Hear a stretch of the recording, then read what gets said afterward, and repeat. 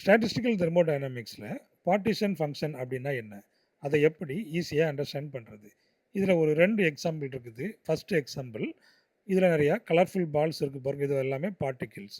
அதில் E1, E2, E3 அப்படிங்கிறது energy. இதே போல் ஹோட்டல் ரூம்ஸே இமேஜின் பண்ணிக்கிடுங்க. கீழே உள்ள ரூம்ஸ் எல்லாமே சீப்பர் ரூம்ஸாக இருக்கும். மேலே போக போக வந்துட்டு எக்ஸ்பென்சிவ் ரூம், காஸ்ட்லி ரூம்ஸாக இருக்கும். அப்போது இந்த சீப்பர் ரூம்ஸில் தான் அதிகமான பீப்புள் வந்து சூஸ் பண்ணுவாங்க. அதே போல் இந்த எக்ஸ்பென்சிவ் ரூம்ஸை வந்துட்டு நிறைய பீப்புள்ஸ் வந்து சூஸ் பண்ண மாட்டாங்க. அப்போது மக்கள் வந்துட்டு இந்த லோயர் ஃப்ளோர்ஸ் தான் அதிகமாக சூஸ் பண்ணுவாங்க. மேலே போக போக அந்த மக்களுடைய எண்ணிக்கை வந்துட்டு கம்மியாக இருக்கும். இதே போல தான் பார்ட்டிகிள்ஸ் பார்த்திங்கன்னா இந்த லோயர் எனர்ஜி லெவலில் தான் அதிகமாக இருக்கும். ஸோ மேலே போக போக அதனுடைய எண்ணிக்கையும் கம்மியாக இருக்கும். பார்ட்டிஷன் ஃபங்க்ஷன் என்ன சொல்லுதுன்னா, இந்த எல்லா ஃப்ளோர்ஸினுடைய ப்ரிஃபரன்ஸை நமக்கு கொடுக்கக்கூடியது தான் இந்த பார்ட்டிஷன் ஃபங்க்ஷன்.